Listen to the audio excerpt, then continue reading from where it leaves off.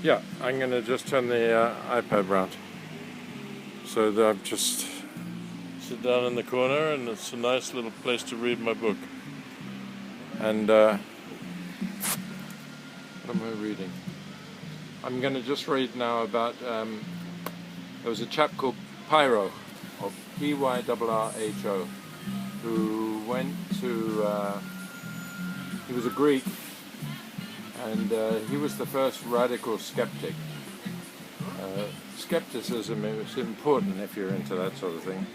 And Pyrrho went with Alexander, with another philosopher called Anaxarchus, who was a student of Aristotle.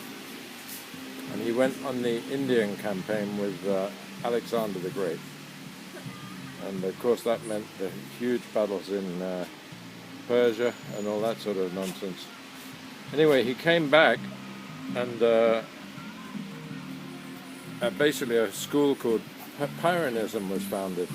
I've just realized I'm looking at kind of at the wrong side of the screen. There's a camera over there. Maybe I'll try looking at it. And it looks like he met up with Indian thought, and he was sort of conversing with the gymnosophists, the sort of holy men who walk around with no clothes on and all this sort of business. And he came back, and he was a sort of a bit of a changed man, and he became the acknowledged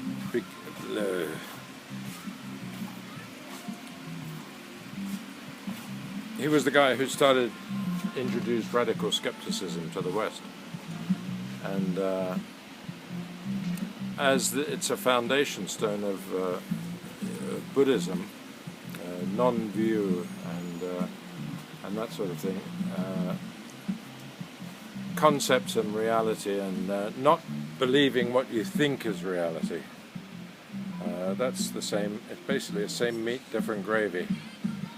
And so I started reading the history of the Indian campaign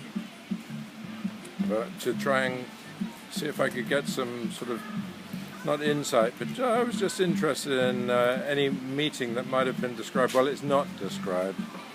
You have to sort of piece together what Pyrrho did and who he met.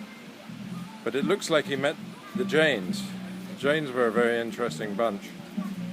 Still are. It's actually out of all the sort of religions going around, it's one of the good ones. It's not really a God-based religion. It's a bit more like Buddhism. It's a psychology-based religion. So I'm now going on to another. I got, of course, interested in Alexander the Great, and the campaigns are terribly interesting, and there's a lot of information about them, all about the logistics and who paid for the actors to be sent to Greece to keep the troops happy, and I talk about it with my friend John Simmons, who was a colonel in the SAS, so he's been a military man, and he's really seen a lot of action, and of course he's studied Alexander the Great in fine detail. Oh! Here comes my favorite question. What a beautiful T-shirt! Oh, man, narakmak. T-shirt narakmak.